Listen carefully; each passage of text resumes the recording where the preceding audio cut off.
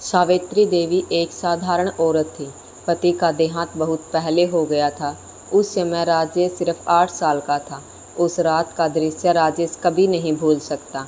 पड़ोस की औरतें रो रही थी, घर में चिता की तैयारी हो रही थी। उसकी माँ आंसू रोकते हुए बस यही कह रही थी, बेटा रो मत, तेरे बापू ऊपर से देख रहे होंगे। अब मैं ही तेरी माँ हूँ और मैं ही तेरा पिता। उस दिन से सावित्री देवी ने अपना जीवन बदल लिया। सुबह दूसरों के खेतों में मजदूरी करती, दोपहर को घर घर जाकर सिलाई करती, रात को मिट्टी का दिया जलाकर बेटे को पढ़ाती, भूखी रहकर बेटे को खिलाना, अपने लिए पुराने कपड़े रखना और बेटे के लिए नए खरीदना, यही उनका जीवन बन गया। राजेश होशियार निकला, माँ की मेहनत रंग लाई और उसने शहर के कॉलेज से पढ़ाई पूरी कर ली। उसे बैंक में नौकरी मिल गई। माँ की आंखों में खुशी के आंसू थे। अब मेरा बेटा अपना घर चलाएगा। शादी की बात चली तो माँ ने रिश्ते देखे। एक दिन सुनीता नाम की लड़की पसंद आई। सुनीता पढ़ी लिखी, सुंदर और समझदार लग रही थी।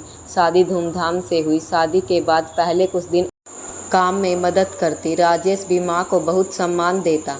सावित्री देवी सोचती, मेरे घर की किस्मत खुल गई। समय के साथ सब बदलने लगा। एक दिन रसोई में सावित्री ने दाल में थोड़ा ज़्यादा नमक डाल दिया। सुनीता बोली, माँ जी आप तो खाना भी ठीक से नहीं बना पाती।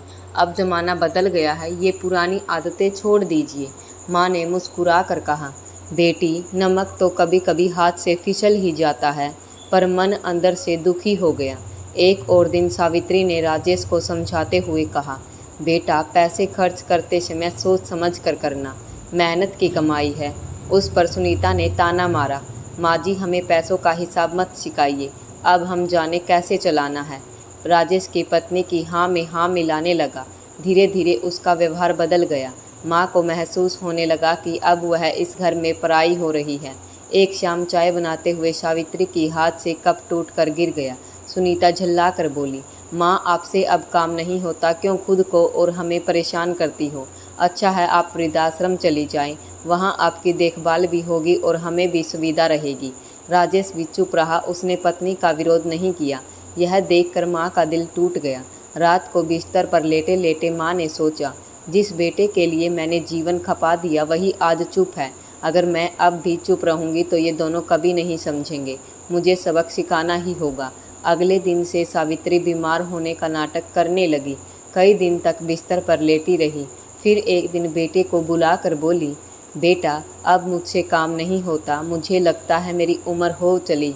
तुम दोनों परेशान न हो, अच्छा होगा मुझे वृद्ध आश्रम छोड़ाओ। सुनीता के चेहरे पर हल्की मुस्कान थी। उसने कहा, हाँ राजेश यही ठीक रहेगा, वहाँ सब सुविधा होती है। राजेश ने भी सिर झुका लिया। अगले दिन राजेश माँ को कार में बैठा कर वृद्धाश्रम की ओर चल पड़ा। कार की खिड़की से माँ बाहर देख रही थी। रास्ते में अचानक उन्होंने कहा, बेटा जरा इस रास्ते को ध्यान से देख लो। राजेश ने हैरानी से पूछा, क्यों माँ?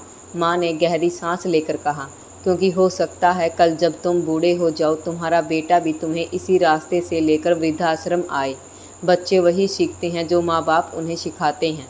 ये शब्द राजेश के दिल पर लग गई। अचानक उसके सामने बचपन की सारी यादें घूम गई।